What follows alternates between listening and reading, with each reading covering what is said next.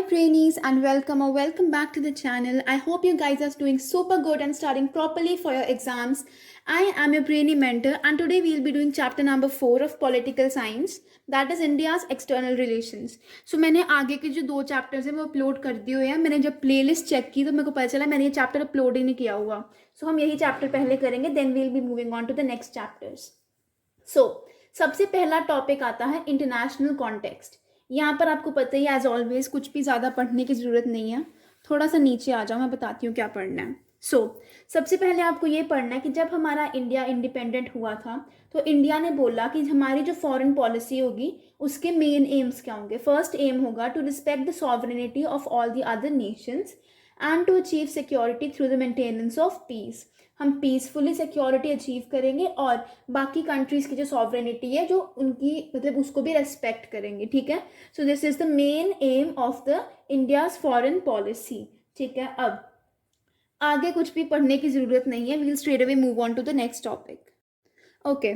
So the policy of non alignment. सबसे पहले हमें यहाँ पर क्या बोला गया कि जो इंडिया की नेशनल मूवमेंट थी वो आइसोलेटेड प्रोसेस नहीं थी, वो बाकी वर्ल्ड में भी स्प्रेड थी. एग्जाम्पल दिया हमें इंडियन नेशनल आर्मी का जो कि नेताजी सुभाष चंद्र बोस ने बनाई थी. And it was the clearest manifestation of linkages established between India and overseas Indians during the freedom struggle. ठीक है. अब आता है हमारे पास नेहरूज रोल. नेहरू जी का क्या रोल था हमारी इंडिया की जो फॉरेन पॉलिसी को फ्रेम करने में. ठीक है.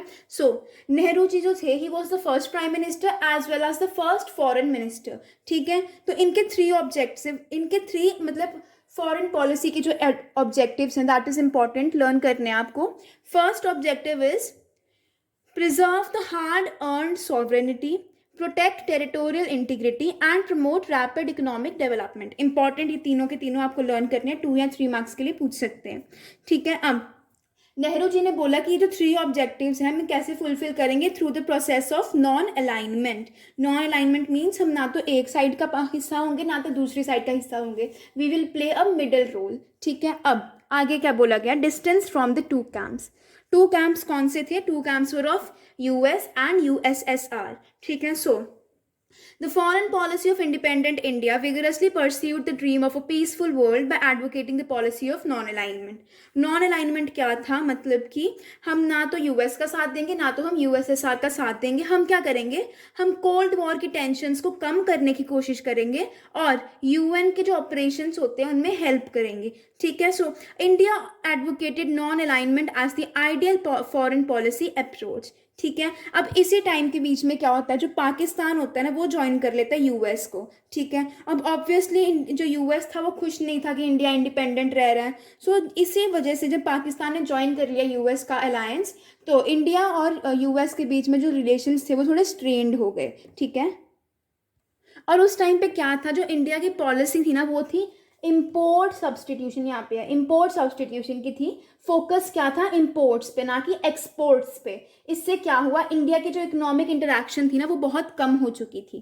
क्लियर. अब Afro Asian unity. Afro Asian unity थी मतलब कि अफ्रीकन कंट्रीज और एशियन कंट्रीज इकट्ठे होती थी. ठीक है. इंडिया ने फर्स्ट हमारी जो कॉन्फ्रेंस की थी एशियन रिलेशंस कॉन्फ्रेंस, वो थी 1947 में. ठीक है. इसके बाद हमारे पास कॉन्फ्रेंस आई, देखो इंपॉर्टेंट कॉन्फ्रेंस जो हमारे पास आई थी वो थी जो इंडोनेशिया के फ्रीडम के लिए कॉन्फ्रेंस हुई थी. कब, 1949 में. ठीक है. उसके बाद हुई बैंगडंग कॉन्फ्रेंस या फिर एफ्रो एशियन कॉन्फ्रेंस. बहुत इंपॉर्टेंट है, कब हुई थी, in 1955 in the Indonesian city of Bandung. very very very important. ठीक है, याद कर लेना. इसी बैंगडंग कॉन्फ्रेंस में नाम बना था. नाम क्या, नॉन अलाइनमेंट मूवमेंट. ठीक है. The first summit of the NAM was held in Belgrade. First summit कहाँ हुई थी, बेलग्रेड में हुई थी इन सितंबर 1961. क्लियर. अब आगे आता है peace and conflict with China. क्या बोला गया, जो चाइना और इंडिया ने साइन किया पंचशील एग्रीमेंट. ठीक है. Panchsheel means 5 principles of peaceful coexistence. किन्होंने साइन किया, नेहरू जी ने एंड जोहू एनलाइन ने साइन किया ऑन 29 April 1954. ठीक है. सो ये जो मैंने यहाँ पर लिखा हुआ है प्रिंसिपल्स ऑफ पंचशील, ये आपकी बुक में नहीं है, ये 5 प्रिंसिपल्स आपको लर्न करने पड़ेंगे, आपके एग्जाम्स में आ सकते हैं, ठीक है। फर्स्ट प्रिंसिपल आता है म्यूचुअल नॉन एग्रेशन, ठीक है, हम मतलब लड़ाई नहीं करेंगे। Mutual non interference in each others external affairs, एक दूसरे के जितने भी एक्सटर्नल रिलेशंस होते हैं उनमें टांग नहीं अड़ाएंगे, जिसको हम कह सकते हैं। Equality and cooperation for mutual benefit, peaceful coexistence and mutual respect for sovereignty and territorial integrity. ये आपको लर्न करने हैं पांचों के पांचों पॉइंट्स, क्लियर है। अब हमारे पास आता है about the Chinese invasion in 1962।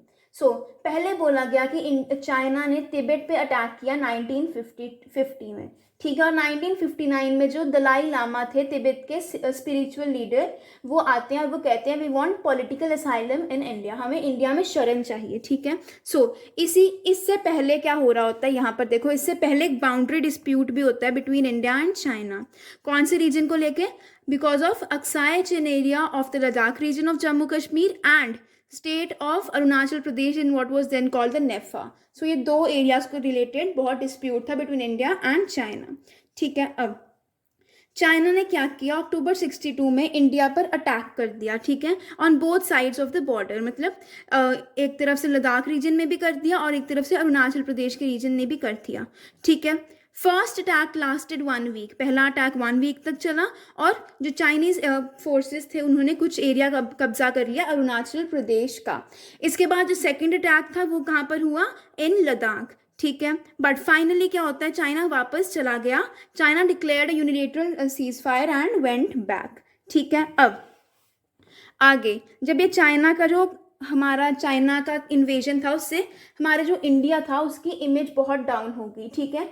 So India had to approach the Americans and British for military assistance to tide over the crisis, ठीक है। उनको मतलब मिलिट्री असिस्टेंस, कर्ज वगैरह चाहिए था, डेट्स वगैरह चाहिए थे from America and British. Soviet union एकदम न्यूट्रल रहा, ठीक है, ना वो चाइना के साइड रहा ना वो इंडिया के साइड रहा। और इंडिया में भी क्या हुआ, इंडिया में लोगों को शर्म आई, it was a sense of national humiliation and इसी टाइम पर हमारा जो नेशनलिज्म था ये बहुत ज़्यादा ग्रो हो गया। Nationalism means love for the country.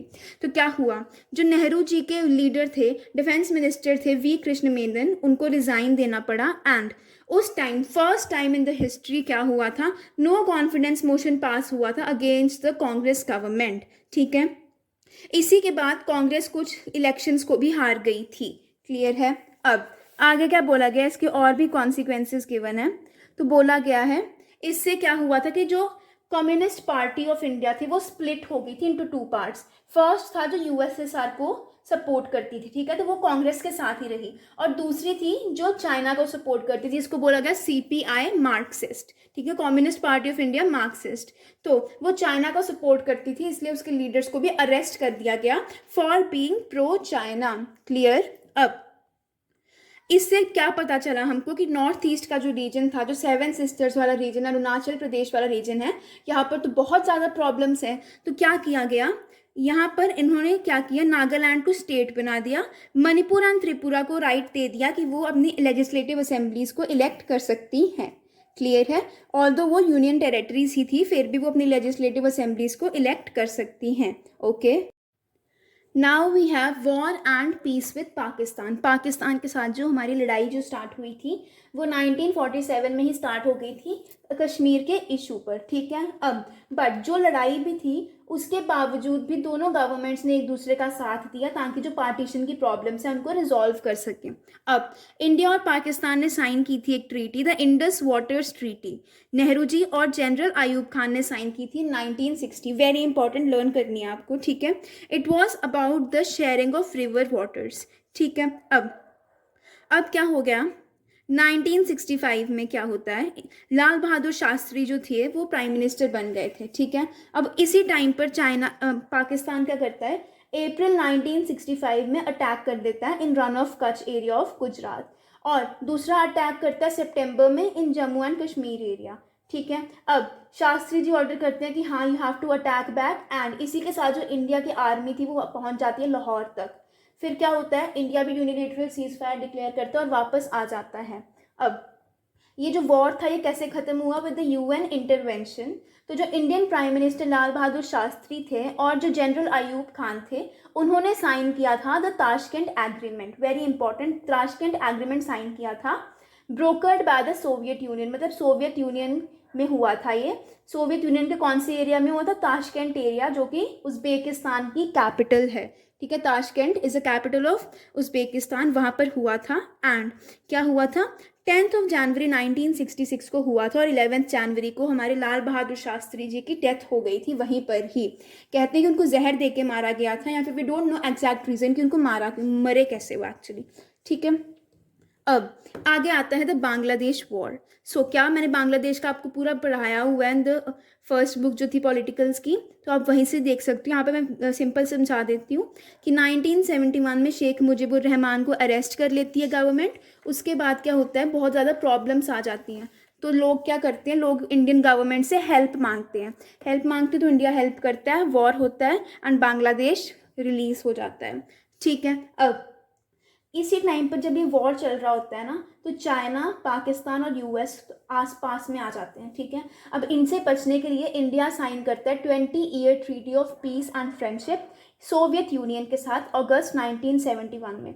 अब इस ट्रीटी के अकॉर्डिंग ये था कि इंडिया को सोवियत यूनियन प्रोटेक्ट करेगा अगर कोई अटैक होता है, ठीक है। यही सब है यहाँ पर। एंड फाइनली क्या हुआ था, जब जब हमारा बांग्लादेश बन गया, तो Indian army had surrounded Dhaka from 3 sides and Pakistani army of about 90,000 had to surrender हो गया था उनका, ठीक है।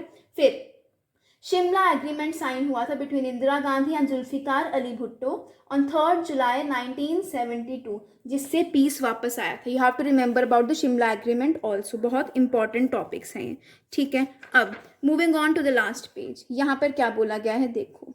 सो बोला गया कि वॉर के बाद इलेक्शंस हुए जिसकी वजह से कांग्रेस जीती, ठीक है। फिर ये 2 डिपार्टमेंट्स बनाए गए। First department was department of defence production, जो नवंबर 1962 में बनाया गया।